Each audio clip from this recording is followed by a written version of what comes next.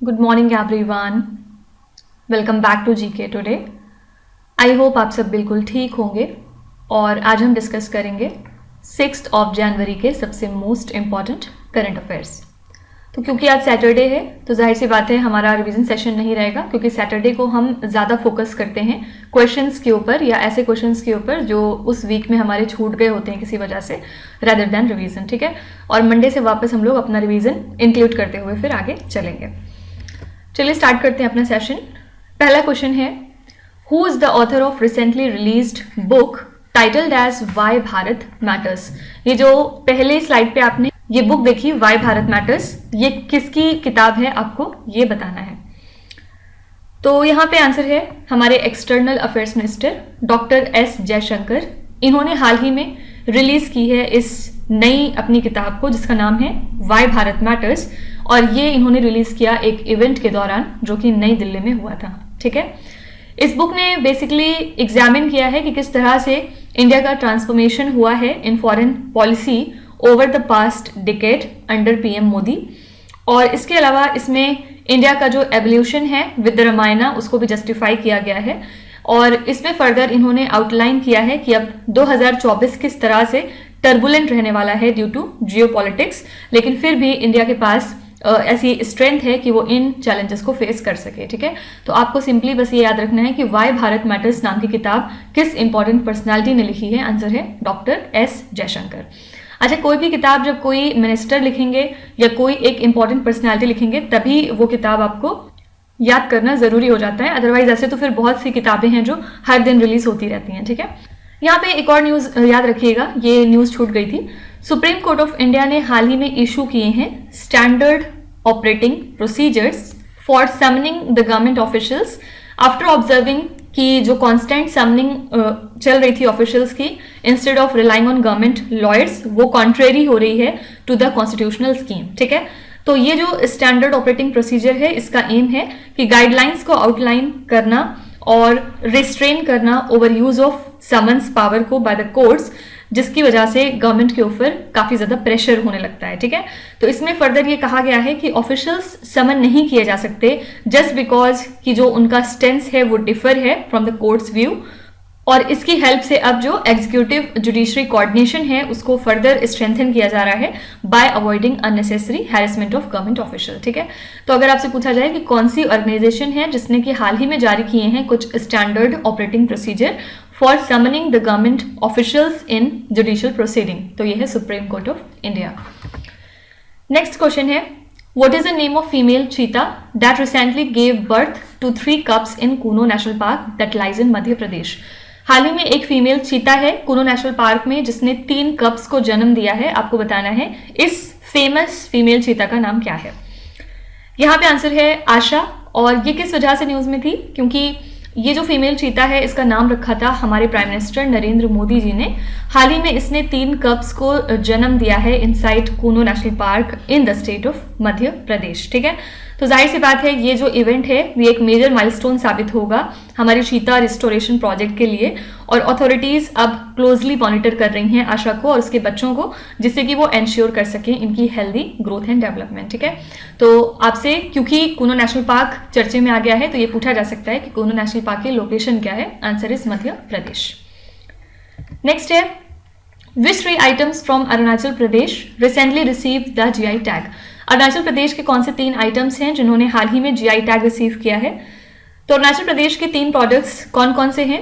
First है अडी Kekir, second है तिब्बतन कारपेट्स, और थर्ड है वेंचो वुडन क्राफ्ट्स। ठीक है, तो ये हैंडमेड होते हैं बाय द तिब्बतन सेटलर्स, और ये जो वुडन आइटम्स हैं ये वहाँ की एक पर्टिकुलर कम्युनिटी बनाती है जो कि है वेंचो कम्युनिटी। इन तीनों प्रोडक्ट्स ने रिसीव किया है प्रेस्टिजियस जीआई टैग अपने यूनिक जीआई रूट्स की वजह से। और अडी केकिर की बात करें तो ये एक फेमस वैरायटी है जिंजर की। ठीक है, याद रखिएगा ये एक जिंजर या अदरक की वैरायटी है, और वेंचो आर्टिजन्स क्रिएट करते हैं sculpture figures on wooden items. तो जैसा कि हम जानते हैं कि जो जीआई टैग होता है वो किसी भी स्पेसिफिक प्रोडक्ट को सर्टिफाई करता है कि वो ओरिजिनेट हुआ है from that particular region to boost their marketability. ठीक है, तो 3 आइटम्स कौन से हैं अरुणाचल प्रदेश से जिनको जीआई टैग दिया गया है? आंसर है एक जिंजर की वैरायटी अडी केकिर, सेकेंड है कारपेट तिब्बतन कारपेट्स और थर्ड है Wancho wooden craft. Okay, next है which country has announced to become the first European nation to issue the digital Schengen visas for the visitors to the 2024 Paris Olympic. हाल ही में कौन सी country है जो पहला यूरोपियन नेशन हो चुका है जिसने कि इशू किया डिजिटल शेंजन वीजाज को विजिटर्स के लिए फॉर 2024 पेरिस ओलंपिक्स? यहाँ पे आपका आंसर हो जाएगा फ्रांस। फ्रांस ने अनाउंस किया है कि ये पहली यूरोपियन कंट्री होगी जो कि इशू करेगी शेंजन वीजाज को फॉर द विजिटर्स ऑनलाइन, और इसी के साथ इशू कर सकते हैं डिजिटल शेंजन वीजाज को लोग, और 70,000 एप्लीकेंट्स अब तक इनके पास आ चुके हैं फॉर द 2024 पेरिस ओलंपिक्स। ठीक है, तो जो एप्लीकेशंस हैं फॉर दिस स्पोर्टिंग इवेंट्स ये अप्लाई किए जा सकते हैं by the special Olympic consulate system, जहां पे हेजल्स को अवॉइड किया जा सकता है। और ये यूरोपियन यूनियन का एक प्लान है जिसमें कि ये लॉन्च कर रहे हैं डिजिटल शेंजन वीजा प्लेटफॉर्म को बाय द एंड ऑफ 2024, जिससे कि वीजा स्टिकर को एलिमिनेट किया जा सके, यानी कि जो वीजा स्टिकर की रिक्वायरमेंट होती है उसको एलिमिनेट किया जा सके इन द पासपोर्ट। ठीक है, तो आपको सिंपली याद रखना है कि यहाँ पे आंसर है फ्रांस। फ्रांस पहला यूरोपियन नेशन है जो कि इशू कर रहा है डिजिटल शेंजन वीजास को for the visitors to the 2024 Paris Olympic. यहाँ पे एक और क्वेश्चन रह गया था नाटो से रिलेटेड। याद रखिएगा नाटो जो है इन्होंने हाल ही में अनाउंस किया है कि इन्होंने एक कॉन्ट्रैक्ट साइन किया है $5.5 बिलियन का, और किसके साथ साइन किया है?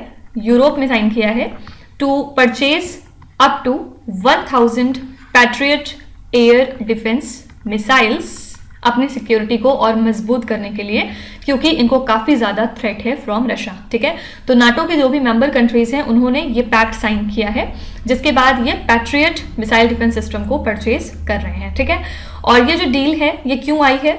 क्योंकि ड्रोन स्ट्राइक्स यूक्रेन में काफी ज्यादा बढ़ चुकी हैं और इसकी वजह से नाटो को काफी थ्रेट हो चुका है।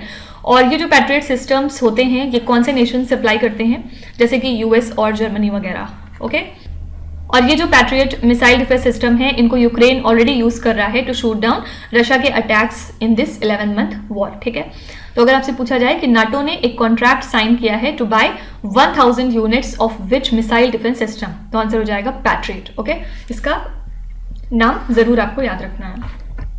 नेक्स्ट है which architect firm has been appointed by the Adani group for preparing the draft city master plan of Dharavi redevelopment project. हाल ही में कौन सी आर्किटेक्ट फर्म है जिसको कि अदानी ग्रुप ने अपॉइंट किया है, जिसमें कि ये draft city master plan create करेंगे धारावी रीडेवलपमेंट प्रोजेक्ट के लिए? तो यहाँ पे आपका आंसर हो जाएगा द हफीज कॉन्ट्रैक्टर। अदानी ने अपॉइंट किया है हफीज कॉन्ट्रैक्टर आर्किटेक्ट्स को as the city planning firm, जहां पे ये ड्राफ्ट डेवलपमेंट प्लान क्रिएट करेंगे फॉर द धारावी प्रोजेक्ट। किसके साथ मिलके? अलॉन्ग विथ यूएस फर्म जिसका नाम है ससाकी एंड बूरो हैपोल्ड। ओके, ये जो कॉन्ट्रैक्टर हैं यानी कि हफीज कॉन्ट्रैक्टर ये जाने जाते हैं स्लम रिहैबिलिटेशन और सोशल हाउसिंग प्रोजेक्ट्स के लिए, जिनका एम होता है लाइफ्स को इंप्रूव करना। ठीक है, तो यहाँ पे आंसर है हफीज कॉन्ट्रैक्टर। अच्छा, इसके अलावा एक और कॉर्पोरेट ग्रुप है जो आजकल चर्चे में था, इसका नाम है मेघा इंजीनियरिंग एंड इंफ्रास्ट्रक्चर। ठीक है, इन्होंने कंट्रीब्यूट किया है 87 करोड़ रुपीस, और ये अब तक की सबसे ज्यादा वैल्यू है to electoral trust in political funding during 2022 to 23। ठीक है, और इसके बाद इनको फॉलो किया था सीरम इंस्टीट्यूट ऑफ इंडिया ने एट 50.25 करोड़ रुपीस, ये रिपोर्ट दी थी एडीआर ने। ठीक है, तो टॉप 10 डोनर्स ने कंप्राइज किया 90.66% of the total corporate contribution जो कि ऐसे ट्रस्ट से रिसीव होते हैं। फाइन, तो अगर आपसे पूछा जाए कि एडीआर रिपोर्ट के मुताबिक कौन सी कॉर्पोरेट ग्रुप है जिसने सबसे ज्यादा कंट्रीब्यूशन दिया है इलेक्टोरल ट्रस्ट के अंदर इंडिया के during this time period, answer is Megha engineering and infrastructure limited. Okay, next है who has taken over as the new chairman of the tourism industry grouping federation of associations in Indian tourism and hospitality। Faith के नए chairman हाल ही में कौन नियुक्त हुए हैं आपको ये बताना है। तो यहाँ पे आपका आंसर हो जाएगा मिस्टर पुनीत छतवाल, और ये IHCL के मैनेजिंग डायरेक्टर और CEO हैं। इन्होंने जो है ये पोजीशन ले ली है as chairman of FAITH after Nakul Anand. इन्होंने रिप्लेस किसको किया? नकुल आनंद को, जो कि स्टेप डाउन हुए थे because of his retirement from ITC hospitality. ठीक है, तो इनका एम है कि फेथ को एक strong tourism and hospitality policy advocacy body बनाना। ठीक है, तो यहाँ पे दो बातें याद रखिएगा कि जो फेथ है इसका फुल फॉर्म क्या है। ये एक टूरिज्म इंडस्ट्री ग्रुपिंग है, federation of associations in India tourism and hospitality, और इसके हाल ही में नए चेयरमैन बने हैं पुनीत छतवाल, और इन्होंने रिप्लेस किया है मिस्टर नकुल आनंद को। ओके, यहाँ पे एक चीज और आपको याद रखनी है, जो न्यू स्पेस इंडिया लिमिटेड है, जो कि एक कमर्शियल आर्म होती है इसरो की, इन्होंने प्लान किया है कि ये लॉन्च करेंगे कम्युनिकेशन सैटेलाइट GSAT-20 को इन द Q2 ऑफ 2024, किसका यूज करके? स्पेस एक्स के फैल्कन 9 रॉकेट से। ठीक है, और ये एक demand driven high throughput satellite होगा जिसको कि NSIL ने ऑर्डर किया है to meet India's growing broadband needs. Okay, तो यहाँ पे आपको ये याद रखना है, अगर आपसे पूछा जाए कि कौन सी पब्लिक सेक्टर स्पेस एंटरप्राइज है जो कि लॉन्च कर रही है इंडिया का GSAT-20 satellite with help of space x rocket 2024 के सेकेंड क्वार्टर में, तो आंसर हो जाएगा यहाँ पे New Space India Limited. Next है, which company won the highest number of oil and gas blocks in the recent open acreage licensing policy bidding round. हाल ही में किस कंपनी ने जीते हैं highest number of oil and gas blocks in the recent OALP bidding round? यहां पे आपका आंसर हो जाएगा ONGC। इन्होंने 10 में से 7 जो है एरियाज जीत ली हैं for exploration and production in the latest 8th round of open acreage licensing policy bidding, और इसके अलावा रिलायंस BP ज्वाइंट वेंचर ने एक ब्लॉक जीता है आउट ऑफ टोटल 10। ठीक है, सबसे ज्यादा जो बिडिंग थी वो किसने जीती है? Answer is ONGC। इसके अलावा याद रखिएगा कि यूरोपियन यूनियन ने हाल ही में डेजिग्नेट किया है रशिया के state run diamond producer Alrosa को under the sanctions by adding the world's largest diamond mining firm, और इनके CEO को ब्लैकलिस्ट कैटेगरी में, जिसके बाद इनका ट्रेड बैन कर दिया गया है और EU बेस्ड जो असेट्स हैं उनको फ्रीज कर दिया गया है। ठीक है, इसी के साथ जो मॉस्को का इन्वेजन चल रहा है यूक्रेन के ऊपर, उसमें कुछ रेस्ट्रिक्शंस जो है वो और टाइटन कर दिए गए हैं। तो पहले तो हमने बात करी थी कि G7 का ये प्लान चल ही रहा था कि जो भी रशिया के रफ डायमंड्स हैं उनके ऊपर बैन लगाया जाए, लेकिन ऑलरेडी यूरोपियन यूनियन ने ये बैन इम्पोज कर दिया है। ठीक है, तो अगर आपसे पूछा जाए कि ग्लोबल ऑर्गेनाइजेशन वो कौन सी है जिसने हाल ही में कुछ सैंक्शंस इम्पोज कर दिए हैं रशिया के लार्जेस्ट डायमंड माइनिंग फर्म एल्रोजा के ऊपर, उसको ब्लैकलिस्ट में अपनी ऐड करके, तो ये है यूरोपियन यूनियन। ठीक है, नेक्स्ट है, which organization recently signed a memorandum of understanding with National Remote Sensing Center to develop a green cover index for national highways? कौन सी ऑर्गेनाइजेशन है जिसने हाल ही में एक MOU साइन किया है नेशनल रिमोट सेंसिंग सेंटर के साथ, जिसके बाद ये डेवलप करेंगे एक green cover index for national highways? यहाँ पे आंसर है national highways authority of India. इन्होंने ये मेमोरेंडम ऑफ अंडरस्टैंडिंग साइन किया है इसरो के नेशनल रिमोट सेंसिंग सेंटर के साथ अगले 3 सालों के लिए, जिसके बाद ये मिलकर डेवलप करेंगे ग्रीन कवर इंडेक्स को यूजिंग द सैटेलाइट इमेजरी, ताकि प्लांटेशन को मॉनिटर किया जा सके along the vast network of national highways across India. ठीक है, तो यहाँ पे आंसर है NHAI, that is national highways authority of India. Next है, which corporate group is setting up Asia's first testing facility for hyperloop transportation technology at IIT Madras? इसमें से कौन सी कॉर्पोरेट ग्रुप है जो सेटअप कर रही है एशिया का पहला testing facility for hyperloop transportation technology at IIT Madras? Here answer would be ArcelorMittal।